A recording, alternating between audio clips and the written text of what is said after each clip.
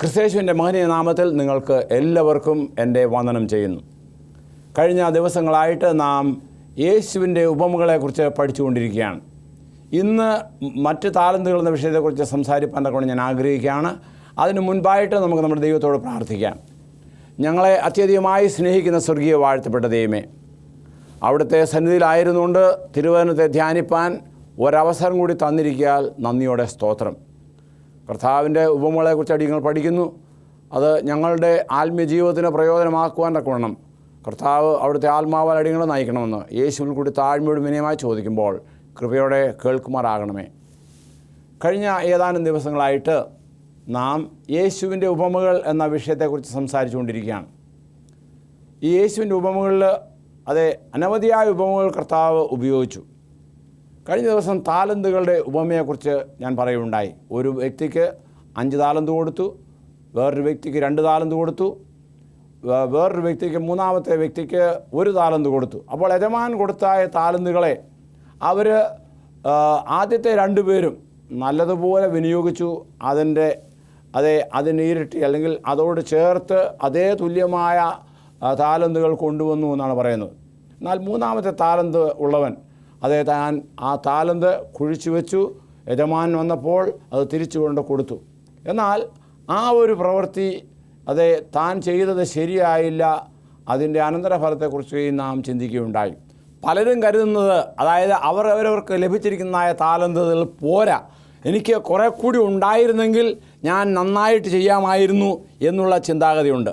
എന്നാൽ ദൈവം തരുന്ന താലന്തുകൾ എന്തു തന്നെ ആയിരുന്നാലും അത് വിനിയോഗിക്കുമ്പോൾ കണിശമായിട്ടും അതുകൊണ്ട് പ്രയോജനമുണ്ട്. അല്ലെങ്കിൽ അത് നമുക്ക് 5 താലന്ത് ലഭിച്ചവൻ 5 താലന്ത് കൂടി ലഭിപ്പാൻ തക്കവണ്ണം അല്പത്തിൽ വിശ്വസനായ ദാസനെ നീ അധികത്തിൽ വിചാരകനാക്കും എന്ന് പറയുന്നതായ കാര്യം നാം അവിടെ ശ്രദ്ധിക്കുകയുണ്ടായി. അപ്പോൾ ദൈവം തരുന്നതായ താലന്തുകളെ ആരും ഒരിക്കലും അത് പോരാ എന്ന് പറയരുത്. പിന്നെയോ എനിക്ക് ലഭിച്ചിരിക്കുന്ന താലന്ത് എന്താണെന്ന് ഞാൻ മനസ്സിലാക്കിക്കൊണ്ട് അത് നിറപടിയായിട്ട് ഉപയോഗിക്കുവാൻ അല്ലെങ്കിൽ അത് വിനിയോഗിപ്പാൻ നമുക്ക് മനഃപൂർവ്വമായിട്ട് നാം അതിന് ചെയ്യണം. അതുപോലെ തന്നെ നമ്മുടെ സ്വഭാവത്തിൽ ചിലപ്പോൾ സ്വഭാവത്തിൽ വൈകല്യം ഉണ്ടായേക്കാം. അല്ലെങ്കിൽ ചിലർക്ക് ബുദ്ധി കൂടുതലുണ്ട്, ചിലർക്ക് ബുദ്ധി കുറവാണ്.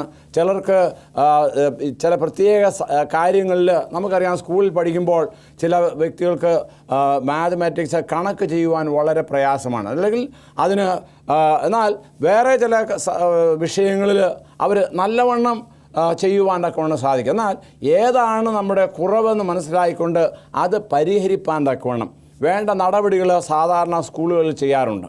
ആയതുപോലെ തന്നെ ഭൗമിക ജീവിതത്തിലെ നമ്മുടെ കഴിവുകൾ നാം മനസ്സിലാക്കുകയും ആ കഴിവുകൾ കുറവുള്ളതാണ് എന്ന് മനസ്സിലാക്കുമ്പോൾ അത് പരിഹരിപ്പാൻ തക്കവണ്ണം വേണ്ട ഉപാധികൾ നാം ചെയ്യുക. അപ്പോൾ ഇവിടെ ഞാൻ തുടങ്ങി വെച്ചത് അനവധിയായ താലന്തുകൾ ദൈവം നമുക്ക് നൽകിയിട്ടുണ്ട്. ഈ താലന്തുകൾ എന്തൊക്കെയാണെന്ന് ചിന്തിക്കുന്നതിന് മുൻപായിട്ട് നമുക്കറിയാം, വേദപുസ്തകത്തിൽ അനവധിയായ വ്യക്തികളുണ്ടായിരുന്നു. ജ്ഞാനിയായ ശലോമോനെ കുറിച്ച് പറയുമ്പോൾ ദൈവം അവന് ബുദ്ധി കഴിവ് അധികമായി കൊടുത്തു. അതുപോലെ തന്നെ ദാനിയേലിന് സ്വപ്നങ്ങളെ വ്യാഖ്യാനിക്കാനുള്ളത് കഴിവ് കൊടുത്തു. അങ്ങനെ ഓരോരോ വ്യക്തികളെ കുറിച്ച് നാം പഠിക്കുമ്പോൾ അനവധിയായ താലന്തുകൾ അവർക്കുണ്ടായിരുന്നു.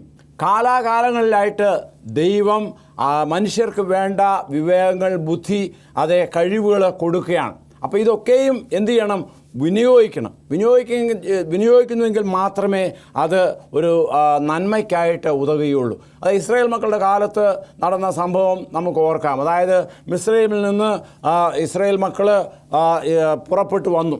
അവർ കനാൻ ദേശത്ത് വന്നു. അതിനുശേഷം കനാൻ ദേശത്ത് വന്ന് അവർക്ക് എല്ലാവർക്കും ഓഹരി കൊടുത്തു.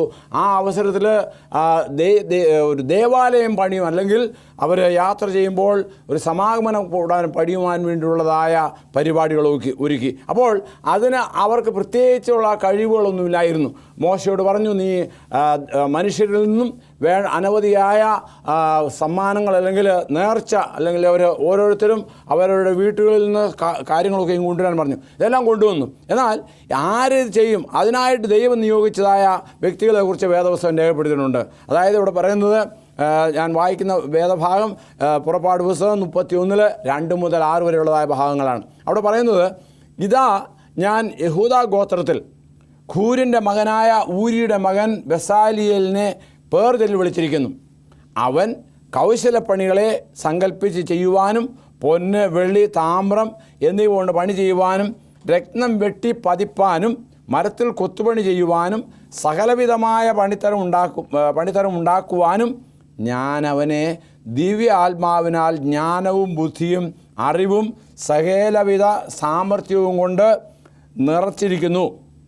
ഞാൻ ദാൻ ഗോത്രത്തിൽ അഹിസമാക്കിൻ്റെ മകനായ ഒഹല്യാമിനെ അവനോടുകൂടെ ആക്കുകയും സകല ജ്ഞാനികളുടെയും ഹൃദയത്തിലും ജ്ഞാനം നൽകുകയും ചെയ്തിരിക്കുന്നു.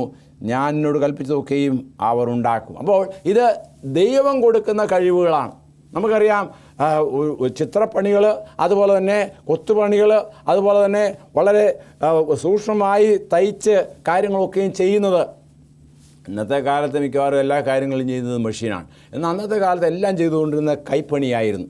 അതായത് ഞാൻ നോർത്ത് ഈസ്റ്റ് പ്രദേശങ്ങളിൽ ഇങ്ങനെ സഞ്ചരിച്ചിട്ടുണ്ട്.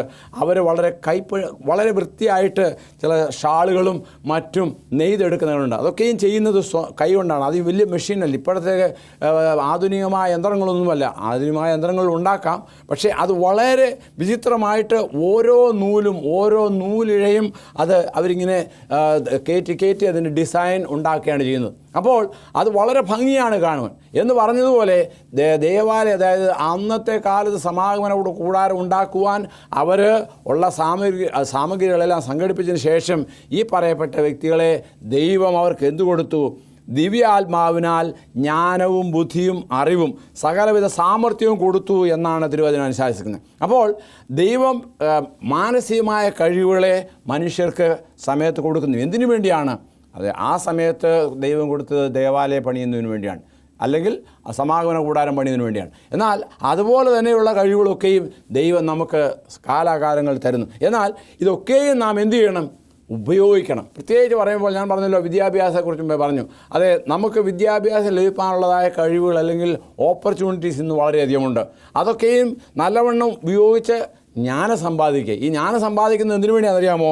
അത് മറ്റുള്ളവർക്ക് കൊടുക്കുവാൻ വേണ്ടിയാണ്. അല്ലാതെ ഇവിടെ ഇങ്ങനെ കെട്ടി തൂക്കി വെച്ച് അത് നമ്മുടെ തല അങ്ങ് വലിയതായിട്ട് അല്ലെ, ആ ഒരു ചിന്താഗതിയില്ല. പിന്നെയോ അത് മറ്റുള്ളവർക്ക് കൊടുക്കുകയാണ്. സ്കൂളിൽ അധ്യാപകർ എന്ത് ചെയ്യുന്നത്? അവർ കുഞ്ഞുങ്ങളെ പഠിപ്പിക്കുകയാണ്. കുഞ്ഞുങ്ങൾക്ക് അനവധിയായ കാര്യങ്ങൾ അറിയുവാനുണ്ട്. അതറിയുവാൻ വേണ്ടി അവരെ എന്ത് ചെയ്യുന്നു? അവരെ വിദ്യ അഭ്യസിക്കുന്നു. അപ്പോൾ ഇതൊക്കെയും, അതായത് ചെറുപ്പക്കാരായാലും കൊള്ളാം, പ്രായമുള്ളവരായാലും കൊള്ളാം, അതായത് ദൈവം തന്നിരിക്കുന്നതായ ഈ ശരീരം, അതുപോലെ ബുദ്ധി, അത് നമ്മുടെ ആയുസ്സുള്ളിടത്തോളം നമുക്ക് വിനിയോഗിക്കാം. അത് ഉപയോഗിക്കാതെ കുഴപ്പമേ ഉള്ളൂ. എന്നാൽ ഒരു കാര്യം ഓർത്ത് നോക്കണം. അതായത് ഈ കഴിവുകളൊക്കെയും എന്തിനു വേണ്ടിയാണ്? മറ്റുള്ളവരുടെ നന്മയ്ക്ക് വേണ്ടി, സമൂഹത്തിൻ്റെ നന്മയ്ക്ക് വേണ്ടി, അതായത് നമ്മുടെ രാഷ്ട്രത്തിൻ്റെ നന്മയ്ക്ക് വേണ്ടി വിനിയോഗിക്കുക. അങ്ങനെ ചെയ്യുമ്പോൾ കണിശമായിട്ടും നന്മയുണ്ടാകും. ചെറിയ ഒരു ഉദ്ധരണി വായിപ്പാൻ കൊണ്ട് ഞാൻ ആഗ്രഹിക്കുകയാണ്. Practise economy. Do not spend your means for the gratification of appetites or in pleasure seeking. Be determined to become a useful and efficient as God calls you to be. അതായത് നമുക്കറിയാം, പണമുണ്ടാക്കുവാൻ വേണ്ടി മനുഷ്യന് ഓടി നടക്കുകയാണ്. എന്നാൽ അത് ചെയ്യുമ്പോൾ വളരെയധികം ധന വിനിയോഗത്തിൽ സൂക്ഷ്മതയുള്ളവരായിരിക്കണം. ആയതുപോലെ തന്നെ സ്വന്തം വയറ് നിറയ്ക്കുവാൻ വേണ്ടി, അല്ലെങ്കിൽ വിശപ്പടക്കുന്നതിന് വേണ്ടി എന്തെല്ലാം ചെയ്യാമോ അതൊക്കെ ചെയ്യുന്നൊരു പരിപാടിയല്ല. പിന്നെയോ അതുപോലെ തന്നെ ലോകത്തിലെ ഇമ്പങ്ങളിൽ തേടി നടക്കാതിരിക്കുക. ഇതൊക്കെയും പറയുന്നത് എന്താണ്? നീ ഒരു ദൈവ പൈതലാണ്. ദൈവികമായ കാര്യങ്ങൾക്ക് കൂടുതൽ ശ്രദ്ധ കൊടുക്കുക. അപ്പോൾ ഇതൊക്കെയും ചെയ്യുമ്പോൾ കണിശമായിട്ടും ദൈവം തന്നിരിക്കുന്ന ഈ മാനസിക കഴിവുകൾ നല്ലവണ്ണം വിനിയോഗിക്കാനൊക്കെ കൊണ്ട് സാധിക്കുന്നതാണ്. ഇനി അടുത്തായിട്ടുള്ള താലന്ത് നമുക്ക് ചിന്തിക്കാം. അതെ, ഞാൻ പറഞ്ഞല്ലോ, അനവധിയായ താലന്തുകളുണ്ട്. ഈ സംസാരം അല്ലെങ്കിൽ പ്രസംഗം എന്ന് പറയുന്നത്, അല്ലെങ്കിൽ സംസാര രീതി, ഇത് ഒരു വലിയ താലന്താണ്. നമുക്കറിയാം, അനേകർ ഊമരായിട്ട് കഴിയുന്നുണ്ട്. അവരുടെ ആക്ഷൻസ് കാണുമ്പോൾ നമുക്ക് അതൊരു വല്ലായ്മയായിട്ട് തോന്നാൽ അവരങ്ങനെ സംസാരിക്കുന്നു. എന്നാൽ ദൈവം തന്നിരിക്കുന്നതായ സംസാരത്തിൻ്റെ കഴിവ് അത് നല്ലവണ്ണം വിനിയോഗിക്കണം. കാരണം അതിനെക്കുറിച്ച് പറയുമ്പോൾ പ്രസംഗിക്കുന്ന ഒരു കലയാണ്. ആ കലയെ നാം വളർത്തിയെടുക്കണം. അതുപോലെ എപ്രകാരം നമ്മുടെ ശബ്ദം, ആ ശബ്ദത്തിലൂടെ മറ്റുള്ളവരെ ഹനിക്കുവാനൊക്കെ സാധിക്കും. അതെ, കൊലപാതകം ചെയ്യുന്ന ഒരു കത്തിയെടുത്ത് അതിനേക്കാൾ ഉപരിയായിട്ട് ചിലപ്പോൾ നമ്മുടെ വാക്കുകൾ മറ്റുള്ളവർക്ക് ദോഷം ചെയ്തേക്കാം. അതുകൊണ്ട് നാം സംസാരിക്കുന്ന രീതിയായാലും എന്തായാലും ആദ്യമായിട്ട് സംസാരിക്കുന്നത് എപ്രകാരമാണ് എന്നുള്ളത് നാം വളരെ ശ്രദ്ധയോടുകൂടി ചെയ്യണം. നമ്മുടെ വാക്കുകൾ അത് ഞാൻ പറഞ്ഞല്ലോ, അതിന് വലിയ ഇഫക്റ്റ് അല്ലെങ്കിൽ വലിയ പ്രത്യാഘാതങ്ങളുണ്ട്. അപ്പോൾ അത് വരാതിരിക്കാൻ വേണ്ടി നാം എന്ത് ചെയ്യണം? നല്ലവണ്ണം വിനിയോഗിക്കുക. പ്രത്യേകിച്ച് തിരുവചനം അനുശാസിക്കുന്നത് സങ്കീർത്തനങ്ങൾ 45:2 ഞാൻ വായിക്കുന്നു, എൻ്റെ നാവ് സമർത്ഥനായ ലേഖകൻ്റെ എഴുത്തുകോലാകുന്നു. അതെ, ഇപ്പോൾ നമ്മൾ സാധാരണ അനേകർ എഴുതി പല കാര്യങ്ങൾ ചെയ്യുന്നുണ്ട്. ആയതുപോലെ തന്നെ നാവ് കൊണ്ട് അത് മറ്റുള്ളവരുടെ മുൻപാകെ നമ്മുടെ ഉള്ളിലുള്ള ആശയം പറഞ്ഞറിയുകയാണ്. വീണ്ടും യെശയ്യാ പ്രവാചകൻ പറയുന്നത് 50:4 വായിക്കുന്നു, തളർന്നിരിക്കുന്നവനെ വാക്കുകൊണ്ട് താങ്ങുവാൻ അറിയേണ്ടതിന് യഹോവയായ കർത്താവ് എനിക്ക് ശിഷ്യന്മാരുടെ നാവ് തന്നിരിക്കുന്നു. അവൻ രാവിലെ തോറും ഉണർന്ന് ശിഷ്യന്മാരെ പോലെ കേൾക്കേണ്ടതായിരുന്നു, അവൻ എൻ്റെ ചെവി ഉണർത്തുന്നു. അപ്പോൾ സംസാരം, ചെവി, ഇതൊക്കെയും നമ്മൾ എന്ത് ചെയ്യണം? നല്ലവണ്ണം വിനിയോഗിക്കുക എന്നാണ് ഇവിടെ പറയുന്നത്. പിന്നീട് താഴോട്ട് പറയുമ്പോൾ അപ്പോസ്തലനായ പൗലോസ് പറയുന്ന പ്രകാരമാണ്, നിങ്ങളുടെ വാക്ക് എപ്പോഴും കൃപയോടുകൂടിയതും ഉപ്പിനാൽ രുചി വരുത്തിയതുമായിരിക്കണം. നമുക്കറിയാം, അതായത് കൃപയോടുകൂടി, അതായത് സംസാരിക്കുന്നതിൽ അത് മറ്റുള്ളവർക്ക് പ്രയാസമുണ്ടാകാതെ അവ കേൾക്കുന്നവർക്ക് ഒരു ഇമ്പമുള്ളതായിരിക്കണം.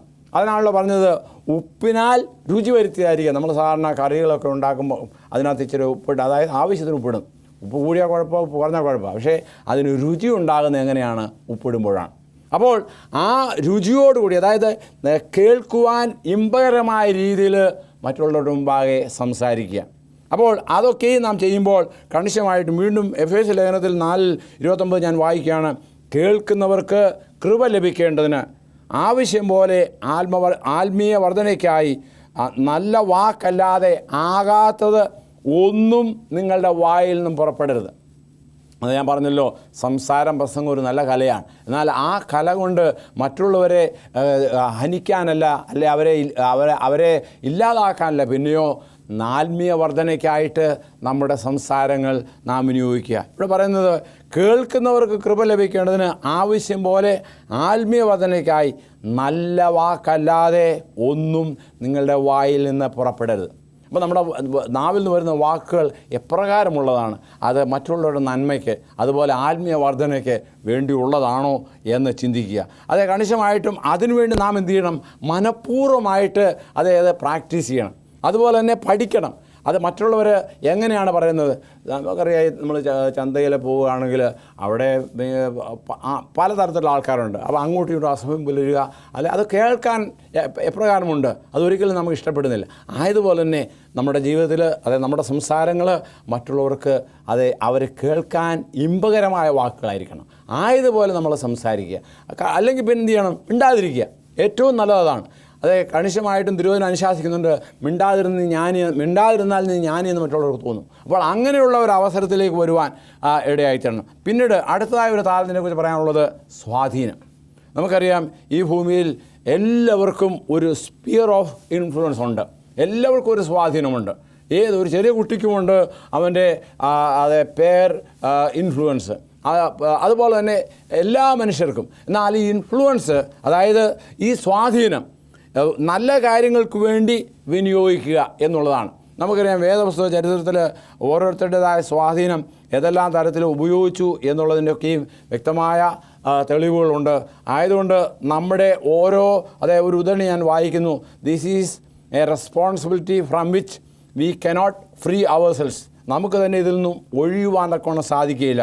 നമ്മുടെ വാക്കുകൾ, നമ്മുടെ പ്രവൃത്തികൾ, നമ്മുടെ വസ്ത്രധാരണം, അതുപോലെ നാം മറ്റുള്ള മുമ്പാകെ ചെയ്യുന്നതായ എല്ലാ കാര്യങ്ങളും എന്താണ്? അതെല്ലാം ഒരു സ്വാധീനം ചെലുത്തുന്നുണ്ട്. ആയതുകൊണ്ട് നമ്മുടെ സ്വാധീനം എപ്രകാരമുള്ളതാണ്?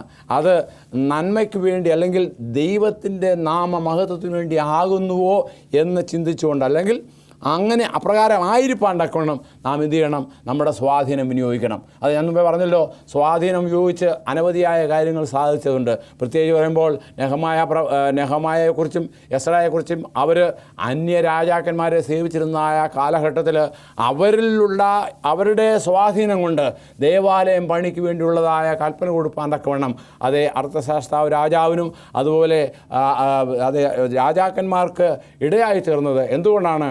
അവരുടെ പെരുമാറ്റച്ചട്ടം കൊണ്ടാണ്.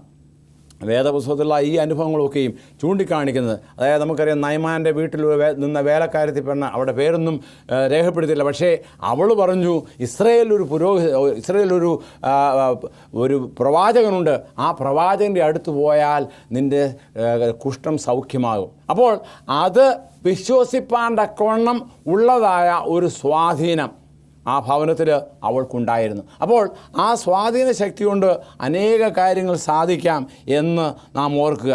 ഇനിയും നമുക്ക് അടുത്തായിട്ട് ദൈവം തന്നിരിക്കുന്നതായ സമയം, അതെ, ദൈവം തന്നിരിക്കുന്നതായ സമയം ഒരു ദാനമായിട്ടാണ്. അതെ, എത്രമാത്രം നമുക്ക് ദൈവം സമയം തന്നിരിക്കുന്നു, അതെ, അത് ദൈവത്തിൻ്റെതാണ്. എന്നാൽ ആ സമയം തക്കത്തിൽ വിനിയോഗിക്കേണ്ടത് നമ്മുടെ ഓരോരുത്തരുടെയും ചുമതലയാണ്. കാരണം അധിക നാളുകളില്ല.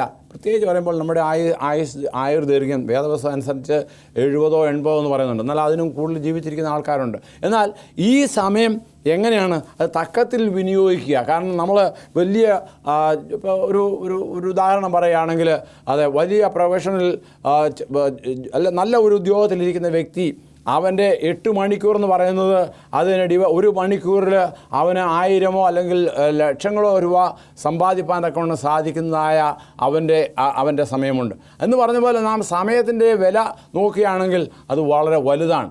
എന്നാൽ പലപ്പോഴും ആരും അതിനെ അങ്ങനെ ഒന്നും ചിന്തിക്കുന്നില്ല. എന്നാൽ അതല്ല വേണ്ടത്. നാം കൂടുതലായിട്ട് സമയത്തിൻ്റെ വില കണ്ടുകൊണ്ട് ദൈവം തന്നിരിക്കുന്ന സമയം തക്കത്തിൽ വിനിയോഗിക്കുക. തിരുവചനം പറയുന്നത്, നിങ്ങൾക്ക് ചെയ്യുവാൻ സംഗതി വരുന്നതൊക്കെയും ശക്തിയോടെ ചെയ്യുക, അവകാശമെന്ന പ്രതിഫലം കർത്താവ് തരും എന്നറിഞ്ഞ് കർത്താവായ ക്രിസ്തുവിന് വേണ്ടി ക്രിസ്തുവിനെ സേവിപ്പീൻ. പിന്നെ അങ്ങനെ അപ്പോൾ സമയം തക്കത്തിൽ വിനിയോഗിക്കണം. വീണ്ടും നമ്മൾ ആരോഗ്യം ദൈവം തന്നിരിക്കുന്ന ഒരു ദാനമാണ്. അതായത് ഈ ശരീരം ദൈവത്തിൻ്റെ മന്ദിരമാണ്. ഈ മന്ദിരത്തെ നാം സൂക്ഷിക്കുക. എന്നാൽ അത് ദുർവിനിയോഗം ചെയ്യുകയാണെങ്കിൽ ദൈവം തന്നിരിക്കുന്നതായ നിയമങ്ങളെ നാം ലംഘിക്കുകയാണ് ചെയ്യുന്നത്. ഒരു ഉദ്ധരണി പറയുന്നത്, അതായത് നാം വേണ്ട രീതിയിൽ സമയം വിനിയോഗിച്ചില്ലെങ്കിൽ അതിന് നാം കണക്ക് കൊടുക്കണം. അതായത് are guilty of robbery toward God. അതായത് ദൈവത്തെ മോഷ്ടിക്കുന്നതായ, ദൈവം തന്നിരിക്കുന്ന ഈ കഴിവ്, ഈ താലന്ത്, അതായത് നമ്മുടെ ആരോഗ്യം, അത് നല്ലവണ്ണം വിനിയോഗിക്കുക.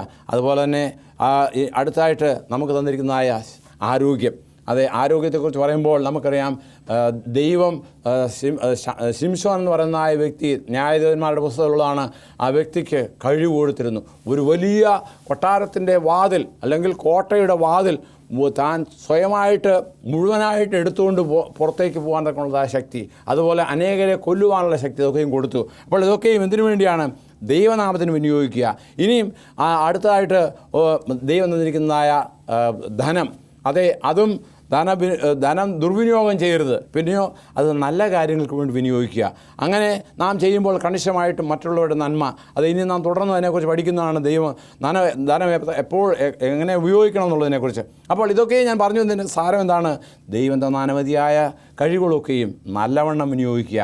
അതുപോലെ ദൈവം നമുക്ക് നല്ല സ്വഭാവം തന്നിട്ടുണ്ട്. ദൈവം നമുക്ക് ആർദ്രത, സ്നേഹം, അതുപോലെ മറ്റുള്ളവരെ സ്നേഹിക്കുവാനുള്ളതായ കഴിവുന്നുണ്ട്. ഇതൊക്കെയും നല്ലവണ്ണം ഉപയോഗിക്കുക. അങ്ങനെ ഉപയോഗിക്കുമ്പോൾ കണിശമായിട്ടും നമുക്ക് എന്താണ് നമ്മുടെ താലന്തുകൾ, അത് ഉപയോഗിക്കുമ്പോൾ അത് വർദ്ധിച്ചു വരും.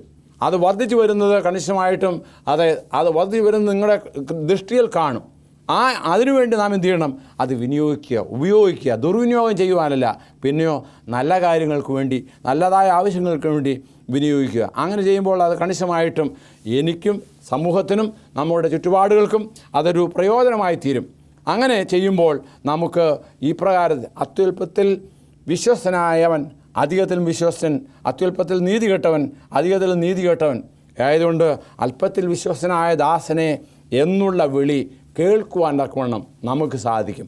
ആയതുകൊണ്ട് നമുക്ക് തന്നിരിക്കുന്ന താലന്തുകൾ അനവധിയാണ്. അതെന്താണ് നമുക്ക് തന്നിരിക്കുന്ന താലന്തുകളെന്ന് പരിശോധിച്ചുകൊണ്ട് അത് ദൈവനാമത്തിന് വേണ്ടി വിനിയോഗിക്കാൻ ദൈവം നമ്മെ ഓരോരുത്തരെയും സഹായിക്കട്ടെ എന്ന് ഞാൻ പറയുകയാണ്. നമുക്ക് നമ്മുടെ ദൈവത്തോട് പ്രാർത്ഥിക്കാം. ഞങ്ങളെ സ്നേഹിക്കുന്ന സ്വർഗീയ വാഴ്ത്തപ്പെട്ട ദൈവമേ, അവിടുത്തെ പരിശുദ്ധ നാമത്തിന് വീണ്ടും നന്ദിയോടെ സ്തോത്രം ചെയ്യുന്നു. അടിയങ്ങൾക്ക് നൽകിയിരിക്കുന്നതായ കഴിവുകൾ എന്താണ് എന്ന് കണ്ടുപിടിപ്പാൻ തക്കവണ്ണം അവിടുത്തെ പരിശുദ്ധാത്മാവ് അടിയങ്ങളെ സഹായിക്കണമേ. അത് തക്കത്തിൽ വിനിയോഗിക്കാനും അടിയങ്ങളെ സഹായിക്കണം. യേശുവിൽ കൂടി താഴ്മടുമിനുമായി ചോദിക്കുമ്പോൾ കൃപയോടെ കേൾക്കുമാറാകണമേ. ആമേൻ. എന്നെ കേട്ടുകൊണ്ടിരിക്കുന്ന ഏവർക്കും നന്ദി പറയുന്നു. കണിശമായിട്ടും ഇന്നത്തെ സംസാരം, ഇന്നത്തെ പ്രസംഗം നിങ്ങൾക്ക് പ്രയോജനമായി എന്ന് ഞാൻ കരുതുകയാണ്. അതുപോലെ അനേക കാര്യങ്ങൾ തിരുവചനത്തിലുണ്ട്. അത് നല്ലവണ്ണം പഠിക്കുവാൻ തക്കവണ്ണം ദൈവം നിങ്ങളെ സഹായിക്കട്ടെ. നിങ്ങൾക്ക് എന്തെങ്കിലും സംശയങ്ങളോ പ്രാർത്ഥിപ്പാനുള്ള വിഷയങ്ങളോ ഉണ്ടെങ്കിൽ താഴെ കൊടുത്തിരിക്കുന്നതായ മേൽവിലാസം ഞങ്ങൾക്ക് എഴുതുക. കണിശമായിട്ട് ഞങ്ങൾ നിങ്ങൾക്ക് വേണ്ടി പ്രാർത്ഥിക്കും. വേണ്ട എല്ലാ സഹായവും, അതായത് എല്ലാ മോറൽ സപ്പോർട്ടും ചെയ്യാൻ ഞങ്ങൾ തയ്യാറാണ്.